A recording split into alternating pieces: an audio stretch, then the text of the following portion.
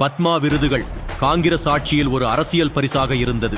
கலை, பண்பாடு, சமூக சேவை, அறிவியல், மருத்துவம், மக்கள் நலன் என்று ஒவ்வொரு துறையிலும் தேசத்திற்காக அர்ப்பணிப்புடன் உழைத்தவர்கள் இன்று நமது பாரத பிரதமர் திரு நரேந்திர மோடி அவர்களால் தேசிய அங்கீகாரம் பெறுகிறார்கள். அதன் வரிசையில் தமிழ்நாட்டைச் சேர்ந்த 13 பெருமைக்குரிய சாதனையாளர்களுக்கு நமது நாட்டின் உயரிய விருதுகளால் கௌரவிக்கப்பட்டுள்ளனர். அதில் பத்ம பூஷன் விருதுக்கு கள்ளிப்பட்டியை சேர்ந்த ராமசாமி, SKM மயிலானந்தன், பத்மஸ்ரீ விருதுக்கு காயத்ரி பாலசுப்பிரமணியன் மற்றும் Ranjani Balasubramanian, HV Hande, K Ramasamy, K Vijayakumar, ஓதுவார் சுவாமிநாதன், புண்ணியமூர்த்தி நடேசன், ஆர் கிருஷ்ணன், ராஜஸ்தபதி காளியப்ப கவுண்டர், சிவசங்கரி, திருவாரூர் பக்தவத்சலம், காமகோடி வீழிநாதன் என்று இந்த பெருமைமிக்க விருதுகள் அறிவிக்கப்பட்டுள்ளன. இது வெறும் விருதுக்கான அறிவிப்பு அல்ல, உழைப்பையும் திறமையையும் போற்றும் ஒரு அங்கமாகும். ஆனால் ஒரு காலத்தில் அது அதிகாரத்தின் அருகில் இருப்பவர்களுக்கே தேசிய மரியாதை என்று வழங்கப்பட்டது.